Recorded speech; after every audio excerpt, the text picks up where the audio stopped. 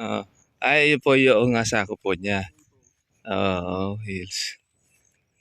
Ang ganda naman pala ng area na 'to, ano. Pasyalan 'to yung kuwan niya, Kulusbuha Hills. Yung diretso kaya puntahan din ito ng mga turista.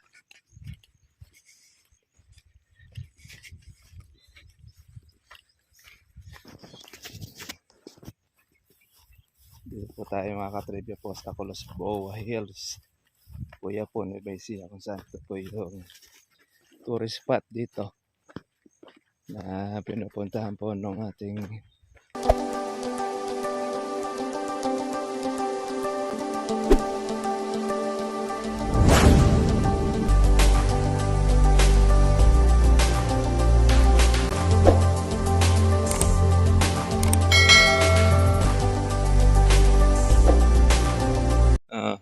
yun po yung asako po niya.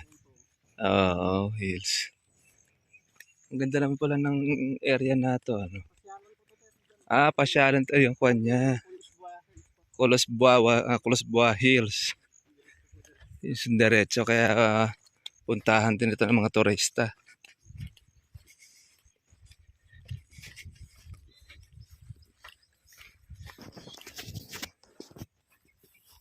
Dito po tayo mga katribya po sa Kulusbuha Hills. Kuya po, Nueva Ecija, kung saan ito po yung tourist spot dito na pinupuntahan po ng ating mga turista. Tanim po sila kuya rito ng ating kalamansi. Tutulungan po natin sila sa pag-guide paano po yung farming.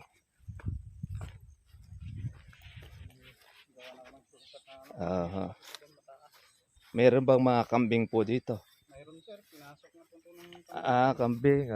Kaya obligado kayo magbakod talaga ng kawaga dito. Kinakain din pala ng kambing kalamansi. Opo, paborito po ng kambing yan.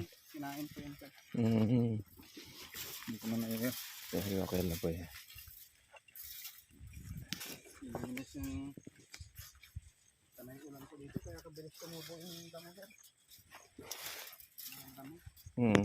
Ano ba yun? Ginagrass cutter lang po ninyo? Di kayo nag-herbicide? Ito po, yung nandyan. Kasi natakot po ako baka pag makakuha yung kalamansi. ano po yung kalamansi. Ito lang yung baba. Inisyan ko po ng ano.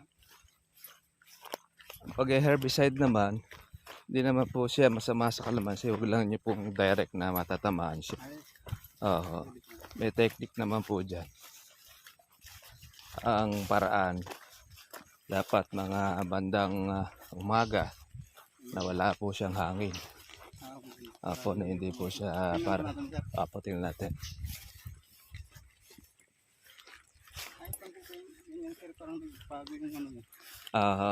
Ang sukat po niya ay 3 meters.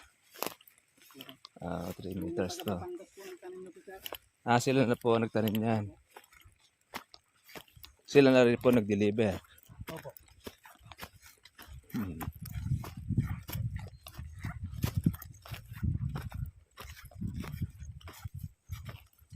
Mga ilang puno po ito kuya?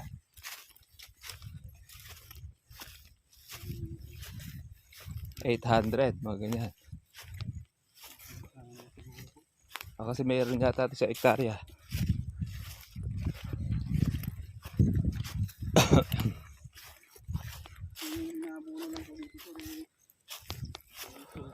Parang saglit lang po yata. Oo. Kuwal lang po ang sulfate eh. Mabilisan lang. Ito ay 6 months.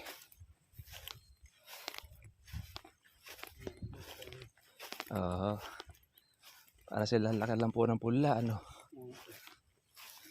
Ganyan lang po yung pula dati. Ganito po sir. 1 stick. Mababa. Saan po kayo kumukuha ng tubig dito? Yun po sir. Nagbubomba po ako. Manual. Opo. Tapos didilig ko rin nyo. Opo, may pot po na ano.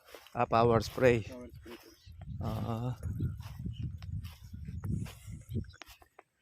Di po sa tag-araw, di po siya masyado nabubusog, ano? maano po. Sa sobrang init po dito pag ano sir, init po. Ang gagawin po ninyo dito, magkaroon po kayo rito ng harang. Pabilog. Kabilog po. Aha. Kuha nyo po na siya hukayin nyo po siya ng log. Paano ginawa ko doon po sir? Tira. Para po yung tubig, hindi po siya bababa. Panay ulan po kasi Kapag ka po magtatagaraw, ganun po gawin ninyo. hindi po Para di po mag-stack ng tubig. Sa bagay ito hindi naman ito mag-i-stack dahil pag na-stackan po ba ng tubig sir, masira? Hindi naman. Yung ganyan sir, may tinultibit ko po yan. Yung Sa tagaraw ito, pwede ito. para Ito, paikot po ninyo para mapuno po niyo ng tubig. Kasi po pag ganyan sir, maagos lang po yan. Ayan, ganito. Para at least noon, pag didilig ninyo, nandun lang siya. Ito sir, pag ba't naninilaw po sir? Dito. Kulang sa... May parte po siya na ganyan, Okay. Nagtutubig. Medyo lagay nyo po ng pagos. Ay, pagos. Tignan nyo po yung mga parte madidilaw. Meron kasing area na mahina ang lupa. Mabat po. Kaya siya dumidilaw. Kailangan niya pataba. Opo. Yung ating organic fertilizer. Paano pala yung tip? Ikukuha nyo po dito sa kawan. Pabilog. Paikot. Pag sir? Kaya lang, ito ay medyo maliit lang ang butas niya. Palakihan po sir? Palakihan po ninyo. Para doon nyo po iikot sa pabilog. Gaano po yung ito kasi maliliit lang po siya. Mga dito sa puno po sir, anong agwat niya hanggang dito? Dito. Lakihan na ninyo para papalaki naman ay kalamansi. Ayan, yung canopy niya. Tapos paikot po ninyo lagyan. Gawin ninyo alternate. Pagkalagay po natin organic, susunod naman yung sulfate. Para po magkaroon ng sustansya yung kalamansi natin. Pero ganun po gawin ninyo. Halimbawa sir, po? Naglagay po ako ngayon. Anong pagitan po pag naglagay ako ng sulfate? Ang kuha naman ito, kahit monthly. Dahil 6 months na po ito, monthly na po paglalagay ninyo. Yung sulfate? Yung organic, una muna po. Organic? Ang mas maganda po, paghaluin na po ninyo isang sulfate, saka isang organic. I-mix po ninyo siya. Yung isang sako na? Isang sakong organic, saka isang sakong sulfate. Tapos ang lagay po natin dito, kasi medyo maliliit pa, mga kulang yung isang dakot. Paikot siya. Kasi ito, nasa 6 months na . Tapos ito pa yung kuha hanggang doon sa may bakod na yan. Tingnan natin.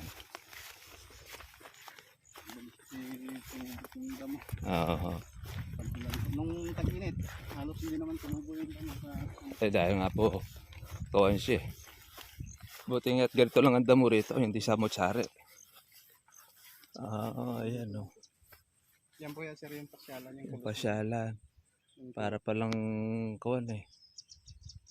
tawag dito, Brazil. Yan yung pinakamataas doon, yung pinaka-bio talaga. Yung pinaka-biotech. Tapos ito pa, nakatangkita mo yung kuha ng kuya po.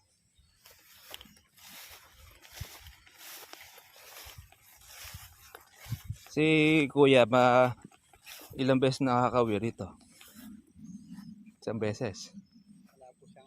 Nakakuha yata siya, nakakuha sa barko. Nakasampa. Yung pamangkin lang niya bukas. Kasi sa kanya nabibigyan ng pamangkin niya. Yung kabila na yan. Sabihin, yun po pwedeng right of way, daanan. Sa hektara siguro ito mahigit. Sukat niya. Mahal na ng lupa ngayon dito. Mura lang dati. Ngayon milyon na. Kasi kasi ginawa nga ito tourist spot . Ayan yung kambing. Sabihin yung kambing na yun, minsan nakakarating dito yan.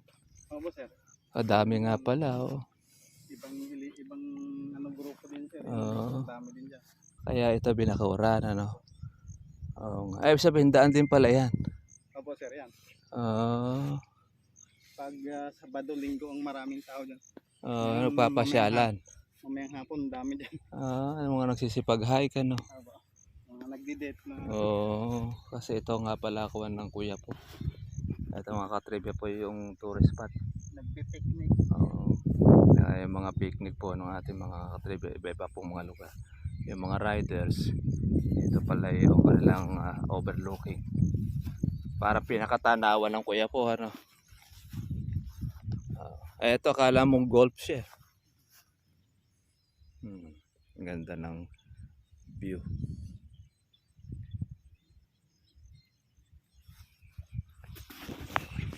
Yun yung ano po niya sa Facebook sir. May Facebook po tayo, tsaka meron po tayong YouTube. Sa YouTube po natin, marami po tayong upload na video niyan. Ay mahigit ng 2,000 video uploads. Lahat po ng paraan po ng pagkakalamansi, pag-aalaga, nando. Pero po yung mga tutorial po natin na exclusive pa natin sa mga farm natin na ginagawa. Yan po ang mga basic na tinuturo. May ano po sir, yung tinatanggal ko yung paru-paro. Ito po. Ayan. Ito po. Tinatanggal po yan dahil kasi Nagiging paru-paro. kinakain po ng kanyan dahon, ninira. Pagka konti lang naman, pwede nyo pong alisin.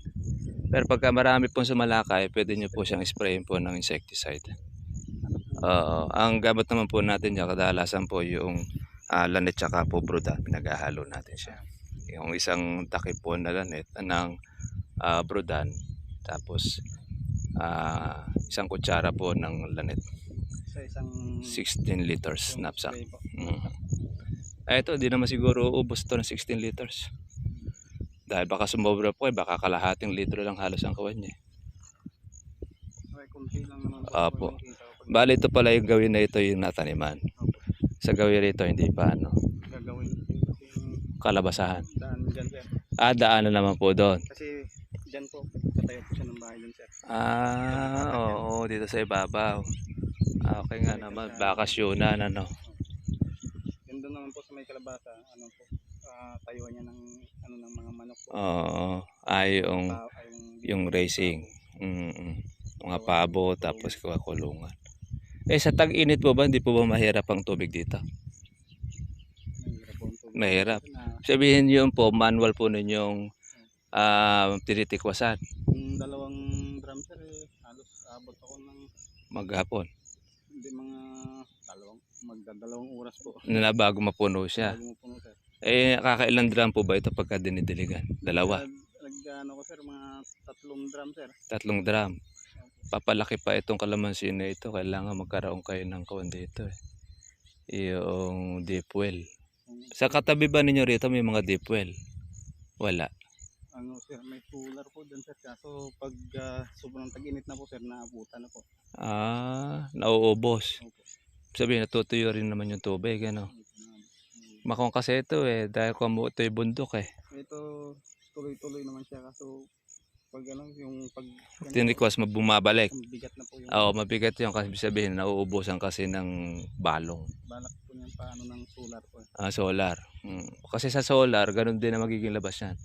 Kailangan dyan, meron drilling. Yung drilling na pagkuha ng tubig para malaki-laki po yung kanyang pundasyon. Kasi pagka maliit lang kasi pundasyon niya para kuha sa poso, maagad po yung tubig. Kaya lang, medyo gastos lang yun. Yung tinatawag na yung submersible. Kaya lang medyo mahal-mahal po ang pagkapakabit yata. Buwan po sir, pag nag-abono nito. Oo po, 1 buwan. 1 buwan. Basta't po yung ilalagay nating abono po rito, wag po siya yung matatapon. Kailangan ayusin nyo muna po yung bilog po ng kalamansi, puno. Ganito sir. Ayan, ito pwede ito. Ayan. Kanya, para nun hindi po tatakbo po yung tubig sa baba. Magkaroon lang kayo ng harang po dito pag tag-araw. Hindi maagos po. Hindi po maagos. Ganun din sa Megawana kasi ito pabulusok ito Pero kung malakas lang sana yung tubig ninyo, dito manggagaling sa taas yung patubig ninyo, pababa magkakaroon na lang po kayo ng kuwan ng mga pang-control sa ating kalamansi. Yung para na hindi siya diretso sa ibaba. Ay, maganda rin yung ganyan, controller. Ayun. Yung ginawa ninyo na pa-hukay kayo.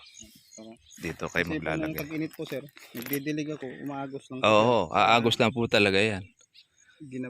Kayang ko pa siya inano ko. Pagkatapos, pagka naglagay po kayo ng pataba po dyan, hindi po siya kakainin. Opo. Ito, pangtanggal ito. Sir. Pantanggal ito yung kalamanda rin. Ay, puputulin to sir. Putulin po ninyo. Ito po sir. Dito nyo po kunin sa ilalim. Ay, ibig sabihin sir Yan yun po yung matinik. okay. Tatanggalin po to sir. Tatanggalin yan. Hindi ko pa kabisado yung Ito hindi nagbubunga yan. Pati rin ito, tanggalin nyo rin ito. Yan kasi yung original rootstock. Nakadugtong lang ito. Ay, ibig sabihin sir, yung dito lang po Yan ang dugtong, yan ang kalamansi. Yan naman po yung kalamanda rin. Yung mga parang kiyat-kiyat na maasim. Mas mabilis lumaki yan. Kaya tinan mo, ang taba niya. Yung po pataba, yan po ang kumakain. Yan gawin siya. Tanggalin ko itong... Po. Marami akong nakikita. Pati yan sir. Hindi, titingnan lang po ninyo pagka po siya ay mahaba po tinik. Yung may tinik. Ito naman wala naman siyang tinik na mahaba. kanino Kagaya tinik nito. ito, Tsaka makikita nyo po, iba po ang amoy niyan. Amoy po ninyo. Kumuha kayo ng dahon ng kalamansi. Oo nga po, no? Iba nga po yan, Mas matapang yan. Kaya yun ang palatandaan dyan, na yung kalamansi, nadugtong talaga, grafted. Yun ang gawin niya. Pero ganun po muna gagawin po ninyo. Tapos, pwede kayo po mag-herbicide para di kayo masyadong pong madalas pong mag-grass cutter. Kasi